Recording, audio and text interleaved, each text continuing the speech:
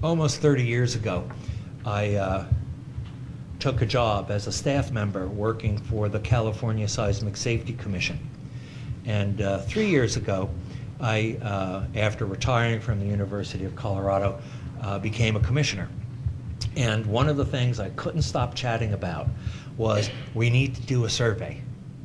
And people in the state listen, people at Seismic Safety, people at the Governor's Office of Emergency Services that I now want to call CalEMA, but it's actually CalEMA. And boy, that's going to take me forever to relearn. And IBHS and SCAG put in some money, and we hired a contractor, Linda Bork at UCLA, to do not the same study I just reported on, because all those hypotheses were tested, and a few of my colleagues here in Sacramento correctly pointed out, oh, you silly scientists, you keep wanting to test hypotheses until you're, can't do it anymore. We know that. Thanks very much. Let's focus on the dependent variable. And so those agencies together have funded Linda to do this study, and I want to tell you about it. Oh, I had a slide on that. The sample and subsamples, it's the state as a whole, high-risk Northern California counties, 10 of them, high-risk Southern California counties, 6 or 8, I forget right now, and the emphasis was on what people have actually done. We will know. We don't know today, but we will know soon what Californians have done in the domain of household preparedness and mitigation. The topics that were covered in the questionnaire were demographics, earthquake experience, information received, who it was from. Probably if you're associated with an information campaign, you got asked about, because they made a list of all of them that we could find, the major ones. Cues that were observed, myths that people believed, talking about it with other people, and a whole bunch of actual preparedness and mitigation actions. What says question 8 there was really 44 different questions, and some things that some people made us ask. We didn't want to ask, but we asked anyway. We call them preferences and intentions. Today what I'm going to review is some of the question topics, and I'm sorry I don't have numbers to share with you. I wish I had numbers to share with you, but I don't. But at least you'll know what's coming, and it's coming soon. Mitigation and preparedness question topics in the California survey. No big surprise, fit into that pyramid again. And if I hung out with Mark Benthian more, I'm sure I would be calling it steps, but we called it a pyramid. And so here's what we measured. We asked about the following things. Have you learned what to do to be safe during an earthquake? How to shut off utilities, for example, gas. So what supplies and equipment to have on hand? How to make things inside your home safe?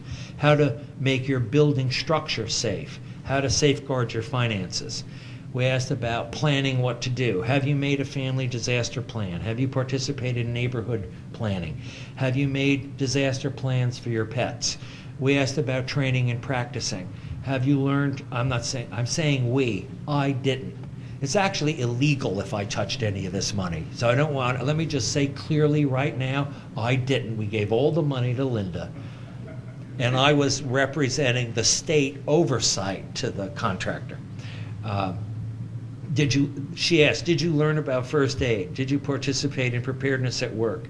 Have you received response training like CERT? If you want to know how many people in the 10-county high-risk Northern California area have had CERT training, we can tell you. I just can't tell you today. About supplies and equipment. First aid and medical kits, do you have them? Flashlights and batteries, do you have water? 3 gallons per person? How much less? How much more? Non-perishable food, 3 days per person? More or less? Radios, batteries, crank radios, solar radios, fire extinguishers, have you copied important papers? Do you have extra cash, extra prescription medications? Do you have dust masks?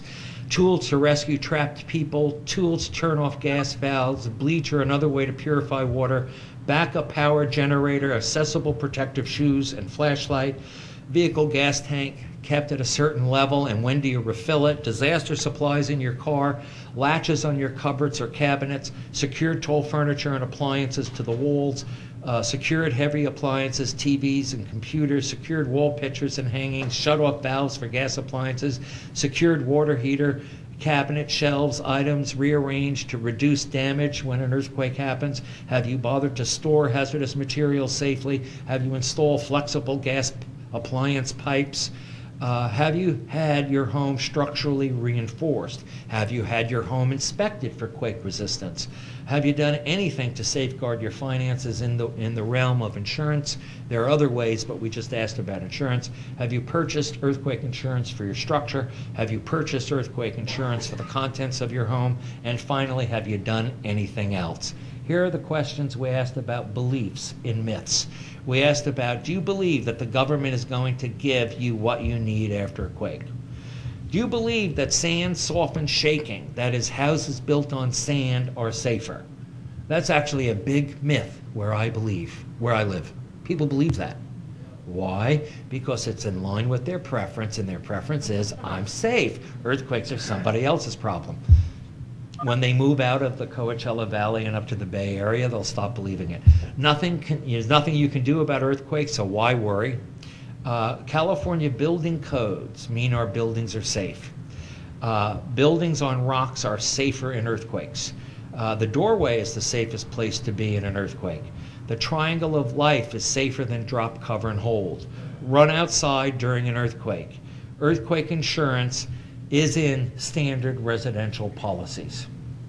On the theory that these myths may be some of the main obstacles to what people might do to get ready.